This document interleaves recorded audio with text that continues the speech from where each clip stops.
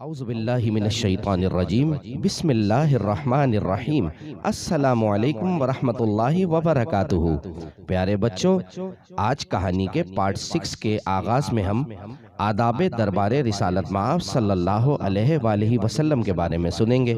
چلیں کہانی شروع کرتے ہیں۔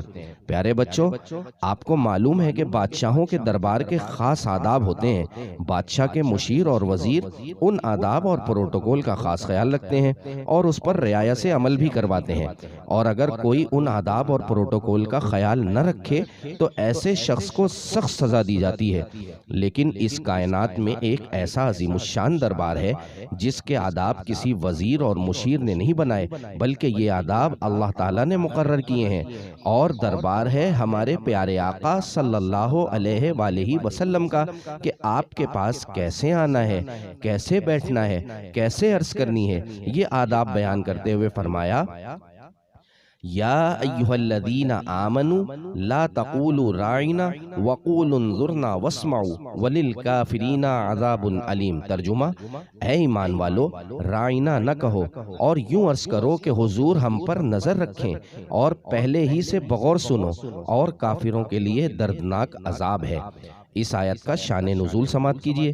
اس آیت کا شان نزول یہ ہے کہ نبی کریم صلی اللہ علیہ وآلہ وسلم جب لوگوں کو اللہ کا پیغام پہنچاتے تو کبھی کبھار ایسا بھی ہوتا کہ اس محفل میں بیٹھا کوئی شخص سن نہیں پاتا اور وہ کہتا، یا رسول اللہ صلی اللہ علیہ وسلم راعنا، یعنی میری رعایت کیجئے، یعنی میں سن نہیں سکا، یا رسول اللہ صلی اللہ علیہ وسلم اس لیے میری رعایت کرتے ہوئے دوبارہ ارشاد فرما دیں۔ اسی محفل میں بعض شرارتی یہودی بھی آ جاتے تھے اور وہ یہ شرارت کرتے تھے کہ اپنی زبان کو تھوڑا سا ٹیڑھا کر کے راعینا پڑھتے تھے، جس کے معنی بے ادبی کے تھے۔ ایک دن جب ایک یہودی نے زبان کو ٹیڑھا کر کے راعینا کہا تو ایک صحابی رسول صلی اللہ علیہ وآلہ وسلم جن کا نام ہے حضرت سعد بن معاذ، جو عبرانی زبان سے واقف تھے اور اس یہودی کی اس حرکت کو سمجھ گئے۔ آپ نے جب یہ لفظ سنا تو قہر و غضب کے ساتھ کہا، اے دشمنان خدا، تم پر اللہ کی لعنت! اگر میں نے اب کسی کی زبان سے یہ کلمہ سنا تو اس کی گردن اڑا دوں گا۔ یہودیوں نے کہا، ہم پر تو آپ برہم ہوتے ہیں، جبکہ مسلمان بھی تو یہی کہتے ہیں۔ سعد بن معاذ یہ بات سن کر سخت رنجیدہ ہوئے اور نبی کریم صلی اللہ علیہ وسلم کی خدمت اقدس میں حاضر ہوئے تاکہ یہودیوں کی اس شرارت کے بارے میں بتائیں۔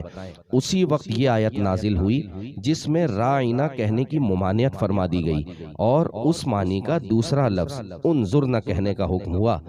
پیارے بچوں، وہ لفظ جو نبی کریم صلی اللہ علیہ وآلہ وسلم کے شایان شان نہ ہو وہ استعمال نہیں کرنا چاہیے۔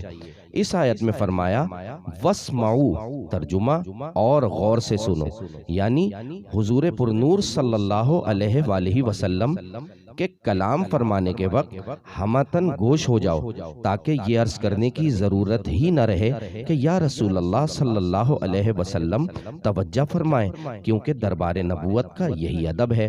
اس آیت میں فرمایا وَلِلْكَافِرِينَ، ترجمہ اور کافروں کے لیے، یعنی جو یہودی سید المرسلین صلی اللہ علیہ وسلم کی توہین کر رہے ہیں اور ان کے بارے میں بے ادبی والے الفاظ استعمال کر رہے ہیں، ان یہودیوں کے لیے دردناک عذاب ہے۔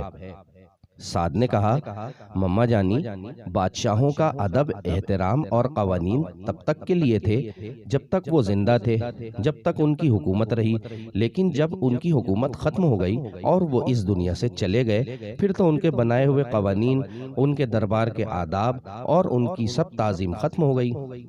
مما نے کہا، ہاں بالکل، لیکن نبی کریم صلی اللہ علیہ وآلہ وسلم کے دربار کا ادب، نبی کریم صلی اللہ علیہ وآلہ وسلم کی تعظیم و توقیر ویسے ہی ہوگی جیسی ان کی ظاہری حیات میں تھی، اب بھی ویسے ہی کرنا ہوگی، کیونکہ انبیاء کرام علیہم السلام اللہ تعالیٰ کے بھیجے ہوئے پیغمبر ہوتے ہیں جن کا مرتبہ تمام دنیا کے انسانوں سے بلند و بالا ہے۔ دنیا کے بڑے سے بڑے بادشاہ کی ان کے مقابلے میں کوئی حیثیت ہی نہیں، اس لیے ان کا موازنہ بھی نہیں کیا جا سکتا، اور نبی کریم صلی اللہ علیہ وآلہ وسلم یا کسی اور نبی کی شان میں ادنا سی گستاخی بھی کفر ہے۔ یہ قانون اللہ کا بنایا ہوا ہے۔